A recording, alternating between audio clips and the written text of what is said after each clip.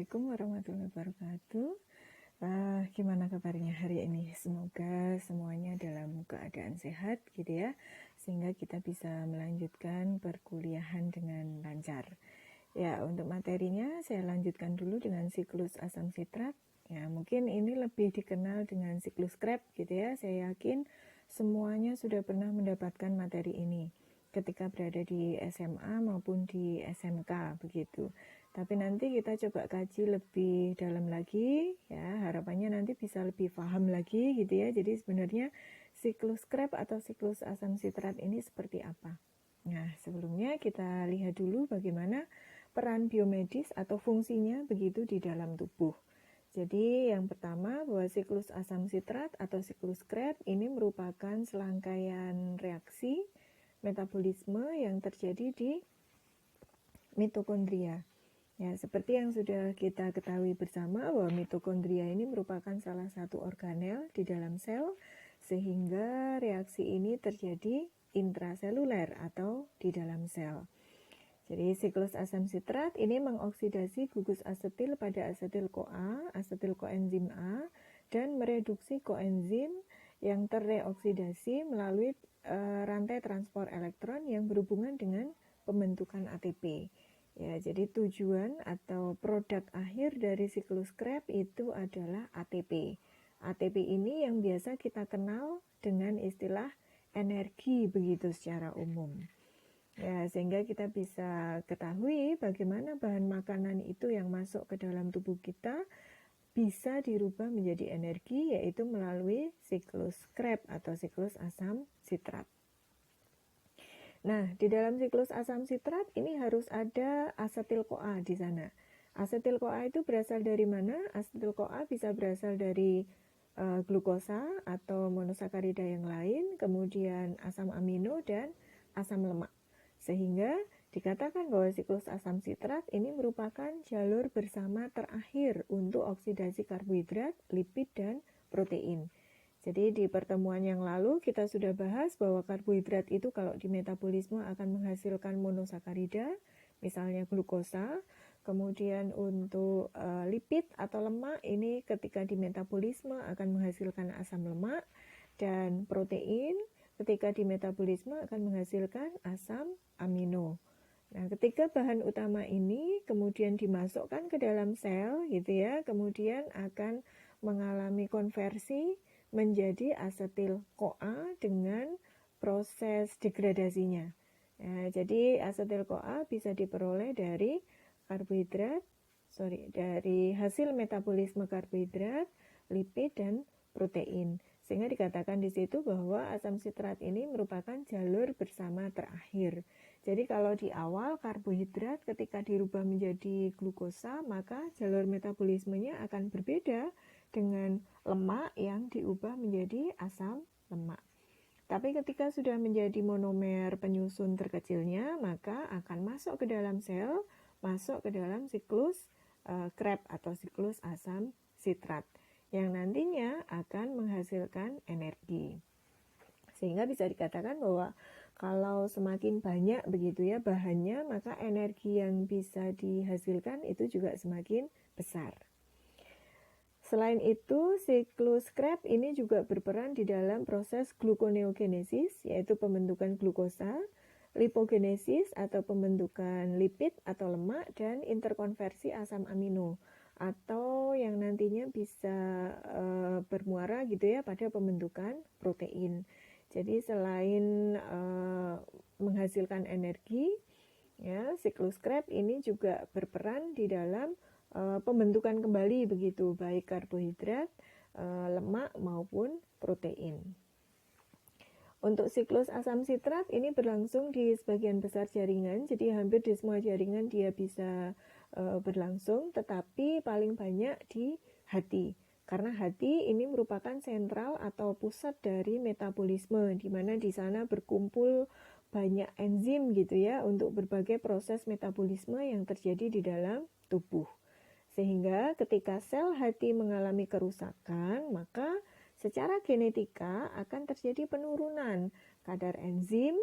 Ya, kalau itu penurunan kadar enzim dalam siklus Krebs atau siklus asam sitrat, akan berefek gitu ya, menyebabkan terganggunya pembentukan ATP. Kalau terganggu pembentukan ATP, maka tidak ada energi yang dihasilkan begitu ya istilahnya, sehingga fungsi fisiologis dari masing-masing organ itu juga bisa terganggu ya, baik itu di SSP, sistem saraf pusat, atau di jantung kardiovaskuler gitu ya. Fungsi fisiologisnya bisa terganggu kalau di sana tidak ada proses siklus Krebs atau metabolisme dari jalur asam sitrat ini ya, sehingga menghasilkan energi atau energi yang dihasilkan ini sangat penting begitu untuk proses kehidupan di dalam sel. Nah, untuk siklus asam sitrat atau siklus Krebs itu nanti ada 3 tahap gitu ya. Tahap yang pertama adalah produksi asetil-CoA. Jadi seperti yang sudah saya sampaikan sebelumnya bahwa di dalam siklus Krebs ini harus ada asetil-CoA. Kalau asetil-CoA atau asetil koenzim A ini tidak terbentuk, maka siklus Krebs tidak bisa berlangsung kan begitu. Nah, dari mana tadi bahan untuk membentuk atau menghasilkan asetil-CoA? Yaitu dari asam amino, asam lemak, dan glukosa. Asam amino, asam lemak, dan glukosa bisa kita peroleh dari mana? Dari bahan makanan yang mengandung protein, lemak, dan karbohidrat. Nah, jadi kalau sudah ada 3 bahan ini, maka untuk selanjutnya rantai karbonnya ini mengalami degradasi sehingga menghasilkan asetil-CoA.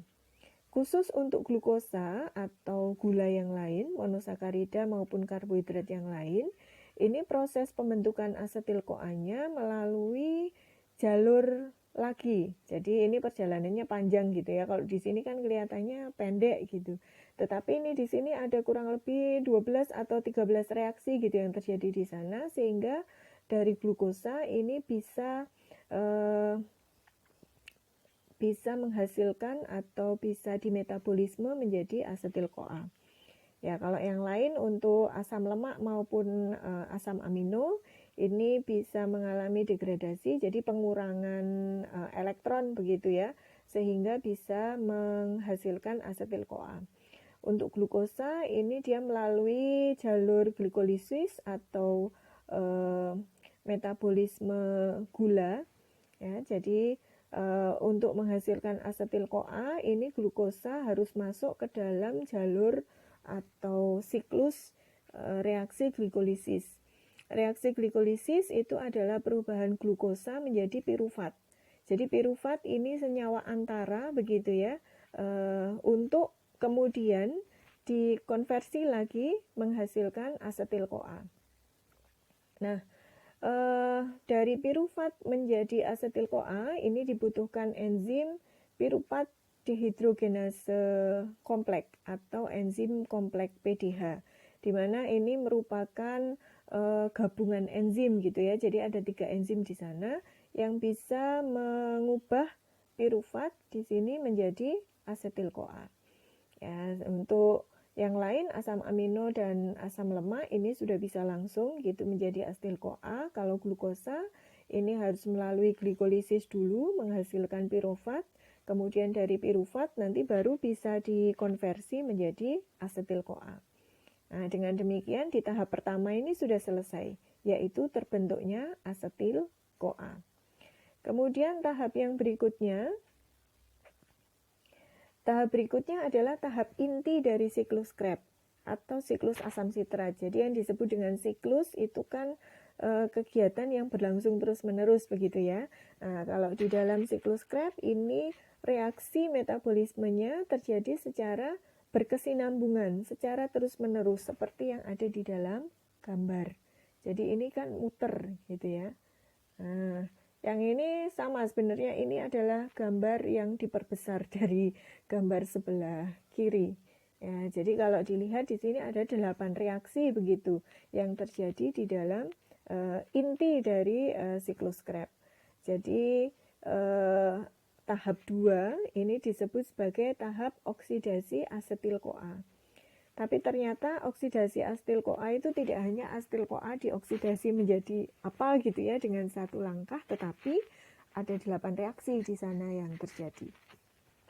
Ya, kita lihat satu persatu begitu reaksinya. Nah, di dalam reaksi siklus Krebs atau siklus asam sitrat itu ada enzim di sana yang berperan, dan di masing-masing reaksi enzimnya berbeda. Ya, seperti yang sudah kita bahas sebelumnya gitu ya, bahwa enzim ini kan sangat khas gitu. Jadi dia hanya bekerja pada reaksi tertentu saja. Tidak bisa banyak reaksi begitu. Nah, sehingga di dalam 8 reaksi di siklus Krebs ini juga ada 8 enzim di sana yang berperan. Kemudian ada beberapa reaksi yang bisa dihambat oleh inhibitor. Nah, inhibitor ini juga sudah kita bahas sebelumnya gitu ya, ada inhibitor kompetitif, ada inhibitor non-kompetitif. Nah, ini kenapa kita perlu mengetahui bahwa ternyata ada inhibitor gitu yang bisa menghambat reaksi di dalam siklus Krebs? Karena kalau kita tahu, ini bisa kita antisipasi bagaimana supaya inhibitor ini tidak mengganggu jalannya siklus Krebs. Ya, seperti yang sudah disampaikan di depan tadi, bahwa ketika siklus Krebs ini terganggu, maka pembentukan ATP juga terganggu, maka kehidupan sel, nah ini juga akan terganggu, kan urutannya demikian. Ya, sehingga harus bisa diantisipasi ketika nanti dimungkinkan ada inhibitor yang bisa menghambat reaksinya. Oke, jadi siklus Krebs untuk stage 2, tahap 2-nya, ini dimulai dari reaksi kondensasi antara asetil-CoA dan oksaloasetat. Oksaloasetat ini merupakan hasil atau produk dari reaksi ke-8, reaksi terakhir. Sehingga ini disebut sebagai siklus, karena dia muter lagi gitu ya. Nah, jadi hasil reaksi yang terakhir ini produknya adalah oksaloasetat, kemudian ketemu dengan asetil-CoA yang tadi dibentuk dari asam amino, kemudian asam lemak dan glukosa. Nah, ini mengalami kondensasi dulu untuk yang pertama kali membentuk sitrat. Enzim yang berperan di sana adalah sitrat sintase. Kemudian reaksi yang kedua, sitrat yang tadi dihasilkan ini mengalami transformasi menjadi isositrat. Enzimnya adalah akonitase. Inhibitor yang dimungkinkan bisa menghambat reaksi tersebut adalah fluoroasetat. Kemudian hasil transformasi sitrat, yaitu isositrat tadi, akan mengalami oksidasi, dekarboksilasi, membentuk alfa ketoglutarat. Enzim yang berperan di sana adalah isositrat dehidrogenase. Kemudian reaksi berikutnya, alfa ketoglutarat akan mengalami oksidasi, menghasilkan suksinil koenzim A dengan melepaskan karbon dioksida. Ini dikatalisis oleh kompleks alfa ketoglutarat dehidrogenase dan reaksinya bisa dihambat oleh arsenit. Kemudian berikutnya reaksi yang kelima, suksinil koenzim A ini akan dikonversi membentuk suksinat oleh enzim suksinil koenzim A sintetase. Kemudian berikutnya suksinat akan mengalami oksidasi menghasilkan fumarat. Ini dikatalisis oleh suksinat dehidrogenase dengan inhibitor malonat. Nah, untuk reaksi ke-6 ini kalau di praktikum biokimia sebenarnya dilakukan juga gitu. Jadi kita coba mengamati begitu bagaimana proses penghambatan malonat dalam pembentukan fumarat gitu ya oleh enzim dehidrogenase suksinat. Jadi kalau di praktikum ini kita bisa tahu gitu bagaimana proses penghambatannya, apakah dia termasuk kompetitif maupun non kompetitif. Tapi mungkin tidak bisa kita lakukan ya untuk kesempatan hari ini, kesempatan kali ini. Jadi mungkin nanti lain waktu gitu ya bisa Anda coba pelajari kembali terkait dengan sistem inhibisi gitu ya, bagaimana malonat ini bisa menghambat enzim dehidrogenase suksinat.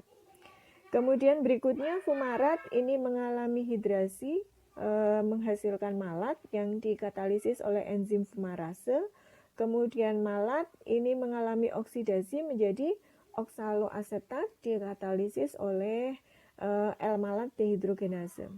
Oksaloasetat akan ketemu lagi nanti dengan asetil-CoA gitu ya, menghasilkan sitrat. Sitrat menghasilkan isositrat. Isositrat menghasilkan alfa ketoglutarat dan seterusnya. Nah, itu akan berlangsung secara terus-menerus atau berkesinambungan. Sehingga ketika nanti di sana sudah tidak ada lagi bahannya, ya, tidak ada lagi asam amino, tidak ada lagi glukosa, tidak ada lagi asam lemak, maka reaksinya akan terhenti. Demikian juga ketika tadi enzimnya ada penurunan, gitu ya, karena ada kerusakan sel hati sehingga enzimnya menurun, maka reaksinya tidak bisa berjalan. Atau reaksinya sudah sampai reaksi ke-5, tapi kemudian ada inhibitor di sana yang bisa menghambat aktivitas enzimnya, maka reaksinya juga tidak bisa selesai, gitu ya. Sehingga kalau reaksi di tahap kedua ini tidak selesai, maka tidak bisa dilanjutkan ke reaksi tahap ketiga, di mana di situ merupakan proses pembentukan ATP atau energi. Ya, jadi inti dari siklus Krebs itu adalah 8 reaksi gitu ya yang ada di dalam siklus Krebs. Nah, untuk satu putaran siklus asam sitrat, jadi di dalam 8 reaksi itu tadi bisa menghasilkan 12 ATP. Kemudian kalau dicermati di gambar, ya, di gambar yang melingkar tadi gitu ya, di sana ada beberapa kofaktor maupun koenzim yang berperan di dalam reaksinya. Ya, misalnya di sini ada beberapa vitamin B gitu ya yang terlibat di dalam siklus Krebs. Ada riboflavin dengan FAD-nya, kemudian ada niacin dengan NAD-nya. Kemudian ada tiamin dalam bentuk tiamin difosfat dan asam pantotenat ini yang merupakan bagian dari koenzim A.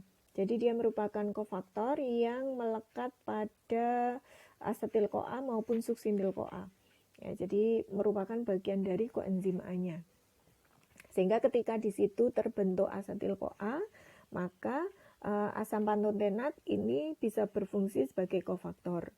Ya, sehingga bisa mempercepat reaksi kan gitu ya. Kemudian ketika tadi terbentuk suksinil koenzim A dari alfa ketoglutarat gitu ya. Nah, ini juga di sana asam pantotenat berfungsi sebagai kofaktor.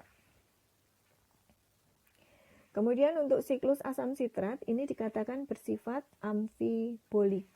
Jadi apa sebenarnya yang dimaksud dengan amfibolik? Amfibolik itu adalah reaksi yang istilahnya bolak-balik ya atau dua arah.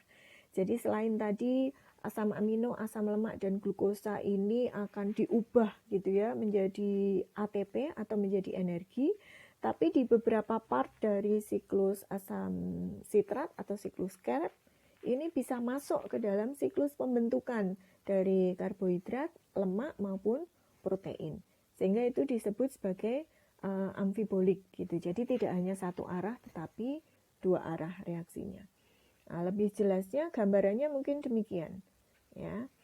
Nah, ini kita lihat misalnya dari ini asetil-CoA yang ketemu dengan oksaloasetat tadi kemudian menghasilkan sitrat. Sitrat ini bisa masuk ke dalam metabolisme pembentukan lipid atau lipogenesis gitu ya, karena dia nanti masuk di dalam ini pembentukan asam lemak dan sterol. Nah, di mana itu merupakan proses atau siklus dari lipogenesis atau proses pembentukan lemak. Kemudian di alfa ketoglutarat.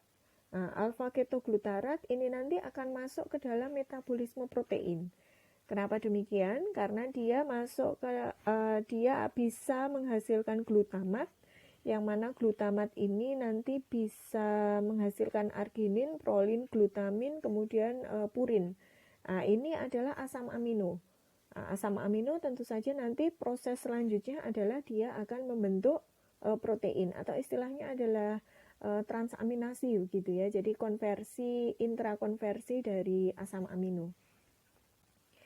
Kemudian untuk suksinil koenzim A ini masuk di dalam siklus porfirin atau heme untuk sel darah merah gitu ya.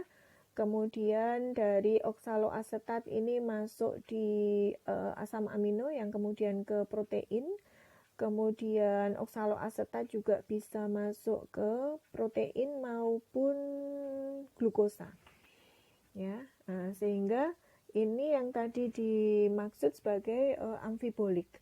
Jadi dia tidak hanya berlangsung dalam satu garis, tapi bisa terlibat di dalam beberapa metabolisme yang lain.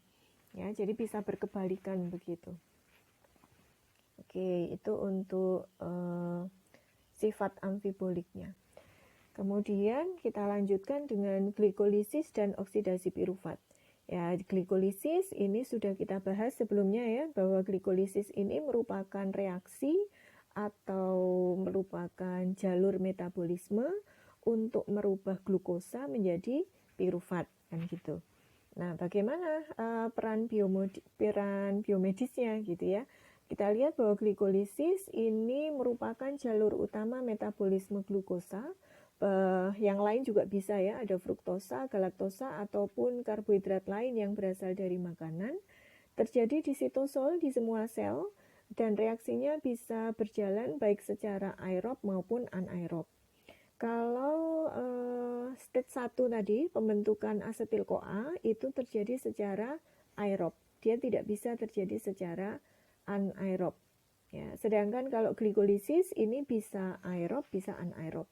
Artinya mau ada oksigen atau kadar oksigennya turun, rendah, ini reaksinya masih bisa terjadi gitu ya. Nah, glikolisis ini dapat menghasilkan ATP tanpa oksigen, atau yang tadi yang disebut dengan reaksi yang anaerob.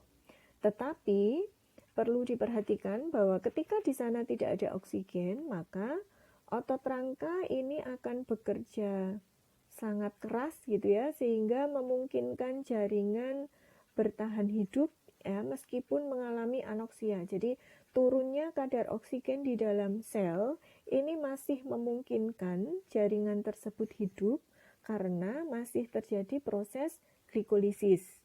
Tetapi tidak pada otot jantung. Jadi kalau otot jantung ini mengalami anoksia atau kadar oksigennya turun, maka ya sudah terjadi kematian sel. Kalau kematian sel, maka kematian jaringan akan menyebabkan kematian organ ya.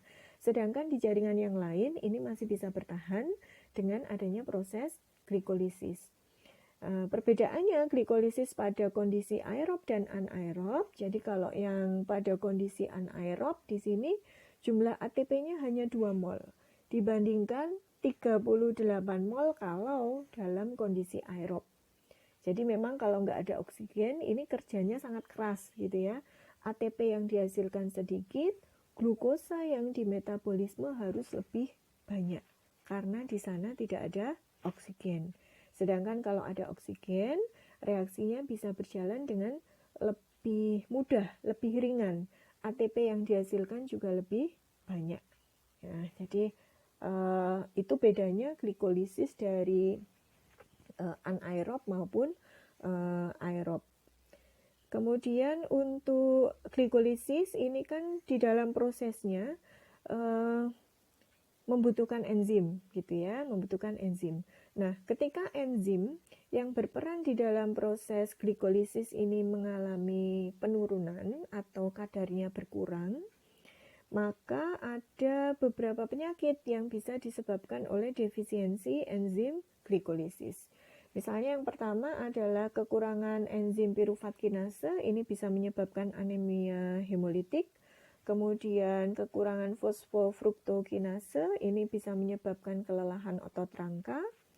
Pada sel kanker, glikolisis ini berlangsung sangat cepat, menghasilkan banyak pirufat, tetapi tereduksi menjadi laktat, kemudian dikeluarkan dari sel, sehingga lingkungannya bisa bersifat asam. Jadi kalau dilihat pada sel kanker, ini sekarang terapi suportifnya itu banyak dikembangkan adalah senyawa kimia atau molekul yang bersifat basa. Karena memang lingkungan sel pada penderita kanker ini sifatnya cenderung lebih asam. Kenapa bisa lebih asam? Karena ini proses produksi laktat yang berlebihan. Jadi pirufat ini tidak dikonversi menjadi asetil-CoA yang akhirnya menghasilkan energi, tetapi dia diubah menjadi laktat gitu ya, yang kemudian dikeluarkan di dalam sel sebagai asam laktat begitu, sehingga lingkungannya menjadi lebih asam. Nah, untuk enzim yang lain di sini ada pirufat dehidrogenase bisa menyebabkan asidosis laktat. Laktat sendiri sebenarnya nanti digunakan dalam reaksi gluconeogenesis gitu ya di dalam hati, atau proses pembentukan glukosa di dalam hati. Nah, ini bisa berasal dari laktat sehingga disebut sebagai gluconeogenesis. Jadi dia tidak dibentuk dari monosakarida atau turunan karbohidrat lainnya, tetapi bisa dari senyawa lain sehingga disebut sebagai gluconeogenesis.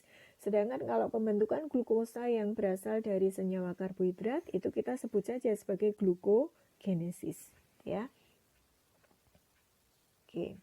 Jadi ini adalah reaksi yang terjadi pada glikolisis. Nah, jadi seperti yang tadi sudah saya sampaikan ya, kalau di gambar itu kelihatannya kan pendek gitu ya, glikolisis itu glukosa dirubah menjadi pirufat, udah selesai gitu. Tapi ternyata di sana ada banyak reaksi gitu yang terjadi, banyak enzim yang terlibat di sana ya, dengan beberapa koenzim dan kofaktor juga tentunya. Ya. Oke, kita lihat dulu bagaimana jalur metabolisme dari glukosa. Ya, mungkin kita bisa lihat per part gitu ya. Nah, di sini glukosa yang masuk ke dalam sel yang nantinya akan kita ubah menjadi pirufat gitu ya. Ini berasal dari simpanan glikogen, kemudian dari starch atau amilum, ini biasanya dari bahan makanan. Kemudian bisa juga berasal dari sukrosa yang merupakan disakarida dengan komponen penyusunnya adalah glukosa. Ya. Nah, ini berkebalikan ya. Jadi glikogen yang sudah disimpan itu nanti bisa diubah lagi menjadi glukosa. Jadi glukosa itu bisa diperoleh dari sini, tapi dia juga bisa disimpan kembali menjadi glikogen. Jadi ketika ada kelebihan glukosa di dalam tubuh, maka bisa disimpan dalam bentuk glikogen gitu ya, kemudian dibentuk juga dalam bentuk disakarida, misalnya demikian di dalam tubuh. Kemudian selain itu glukosa ini juga mengalami oksidasi. Oksidasi ini ada dua jalur. Yang pertama adalah jalur pentosa fosfat, yang kedua adalah jalur glikolisis. Nah, untuk yang menghasilkan energi itu adalah yang jalur glikolisis, sehingga dia nanti akan diubah menjadi pirufat, pirufat menjadi asetil-CoA. Asetil-CoA masuk ke dalam siklus Krebs akan menghasilkan energi. Jalur berikutnya adalah ribosa pentosa fosfat tadi yang menghasilkan ribosa fosfat. Jadi masih dalam bentuk gula gitu ya, artinya ini belum diubah menjadi energi. Nah, untuk jalur glikolisis, ya di sini kita lihat ini harus diperkecil karena gambarnya ternyata banyak ya. Jadi ada dua fase. Yang pertama adalah reaksi fosforilasi glukosa dan konversi menjadi gliseraldehid 3-fosfat. Kemudian yang kedua adalah konversi oksidatif dari gliseraldehid 3-fosfat menjadi pirufat yang diikuti dengan pembentukan ATP. Jadi glikolisis sendiri sebelum menjadi pirufat itu ada senyawa antaranya, yaitu gliseraldehid 3-fosfat. Baru kemudian gliseraldehid 3-fosfat akan dikonversi secara oksidatif membentuk pirufat. Ya.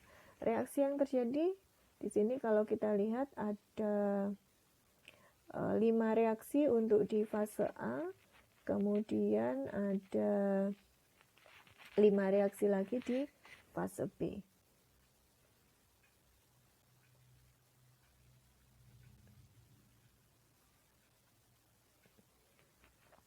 Ya, jadi nanti untuk beberapa enzim tadi ya yang berperan di dalam proses glikolisis, kita sudah lihat beberapa di antaranya memang berperan secara medik gitu ya. Artinya kalau ada kekurangan enzim di sana maka bisa menimbulkan penyakit.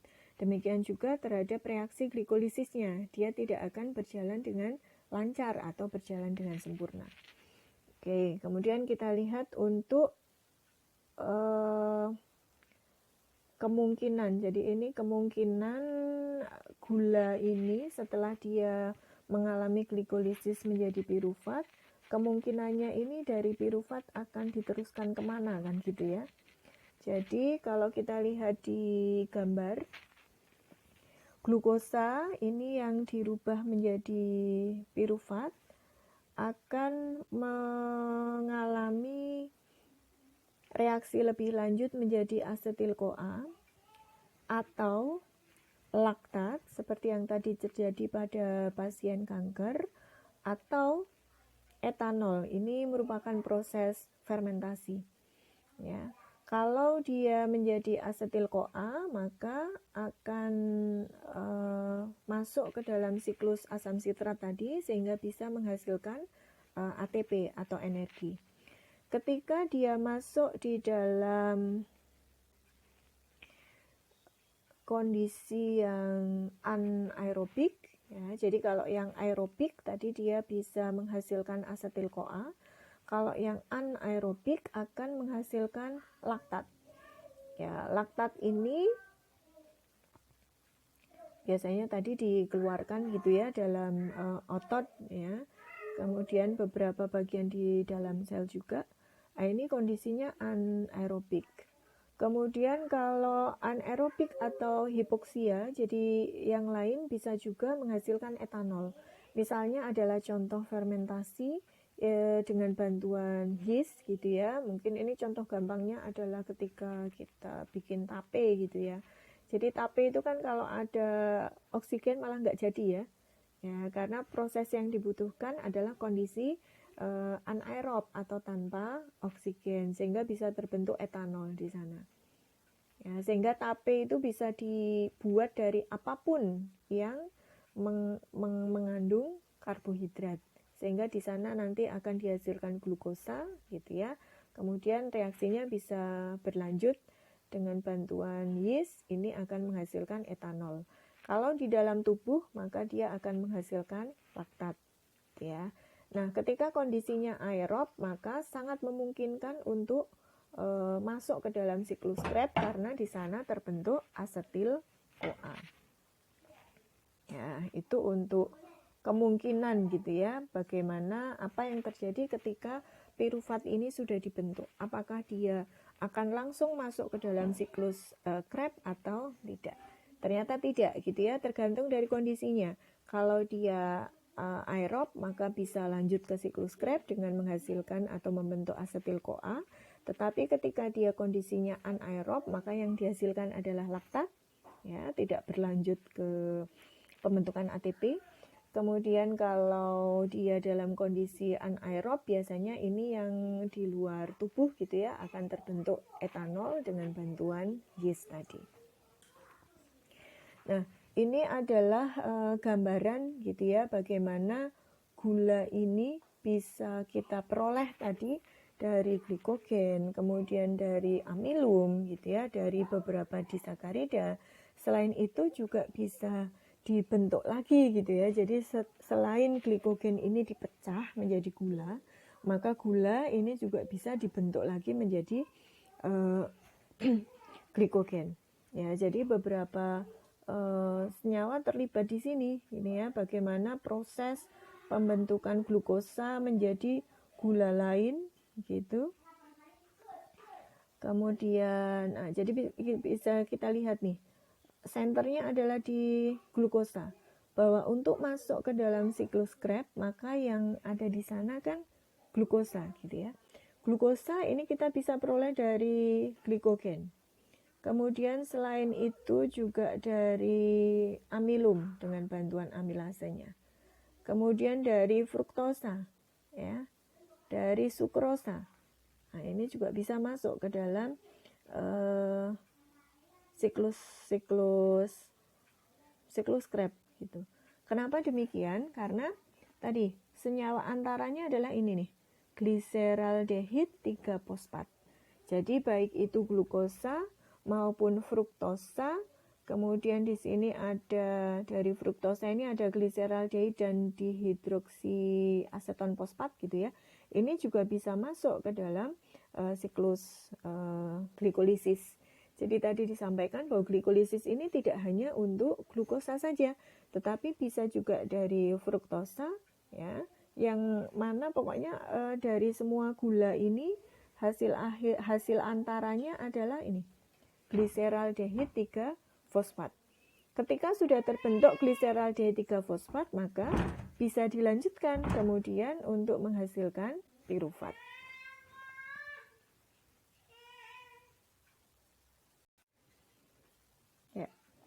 Kemudian kita lihat untuk gluconeogenesis.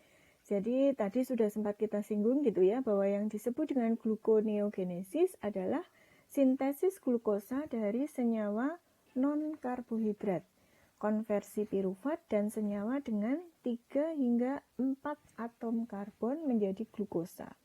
Jadi ternyata glukosa ini bisa dibentuk gitu ya di dalam tubuh dari senyawa yang bukan karbohidrat. Misalnya adalah laktat, kemudian pirufat, gliserol, bahkan asam amino. Ini bisa dikonversi menjadi glukosa. Gluconeogenesis ini umum terjadi pada hewan, tumbuhan, fungi, bahkan mikroorganisme. Ya. Jadi tidak hanya organisme tingkat tinggi saja begitu, ternyata organisme tingkat rendah juga bisa membentuk glukosa dari senyawa bukan karbohidrat. Ya, sekali lagi, jadi glukosa ini bisa dibentuk dari senyawa misalnya tadi laktat, pirufat, gliserol maupun asam amino.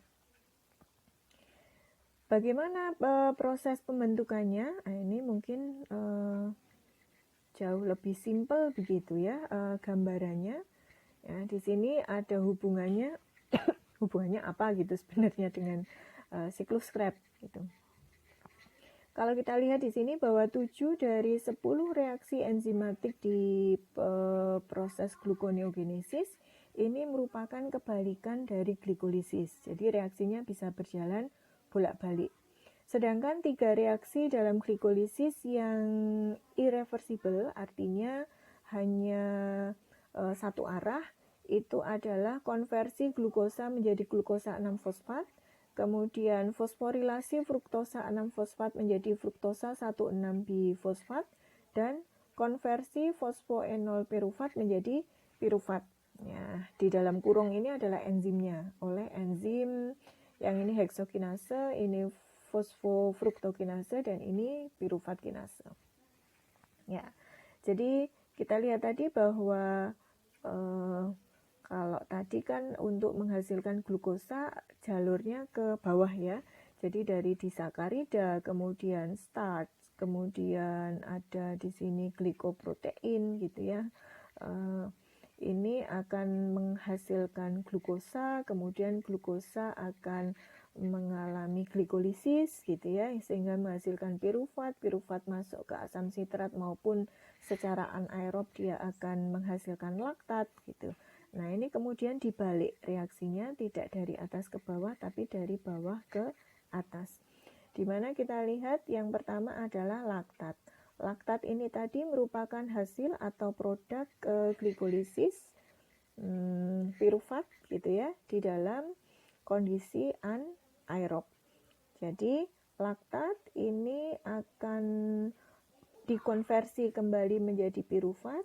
Pirufat ini masuk ke dalam siklus asam sitrat sehingga bisa menghasilkan fosfoenol pirufat. Fosfoenol pirufat ini yang nantinya akan membentuk glukosa. Glukosa selanjutnya akan menghasilkan ada disakarida, ada polisakarida, ada glukokonjugasi gitu ya, misalnya glikoprotein dan seterusnya. Sedangkan kalau dari asam amino ini kita bisa peroleh yang disebut sebagai glukogenik asam amino. Jadi asam amino yang bisa digunakan untuk proses pembentukan gula gitu ya.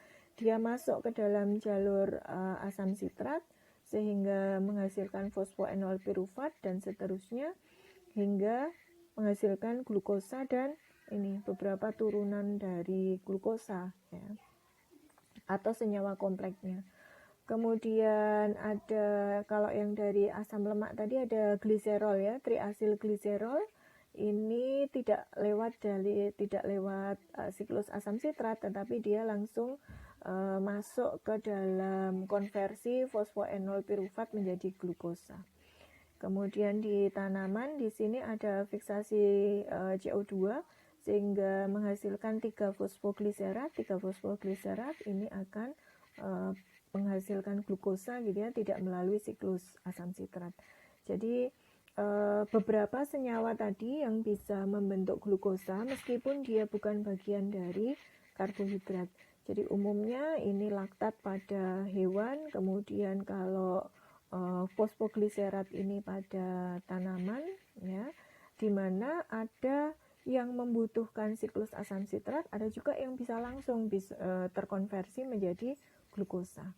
Nah, ini sehingga sangat memungkinkan bahwa tubuh kita itu jangan khawatir ya, istilahnya tubuh kita itu akan kekurangan glukosa yang dibutuhkan oleh sel ya, karena di dalam sel sendiri bisa membentuk begitu glukosa dari senyawa yang bukan turunan karbohidrat.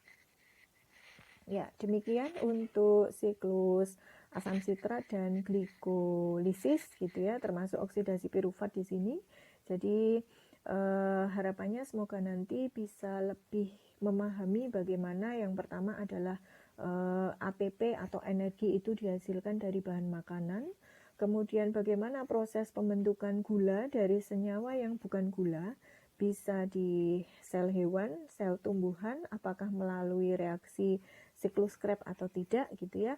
Harapannya bisa lebih paham ke sana sehingga nanti segala hal yang terkait dengan reaksi enzimatik yang terlibat, bahkan di sana ada beberapa inhibitor, itu bisa kita antisipasi sehingga reaksi metabolismenya bisa berjalan dengan lancar. Demikian untuk materi pada kesempatan kali ini. Sekali lagi semoga bermanfaat gitu ya. Selamat belajar. Sampai ketemu insya Allah di pertemuan berikutnya, mungkin setelah Lebaran gitu ya. Terima kasih. Assalamualaikum warahmatullahi wabarakatuh.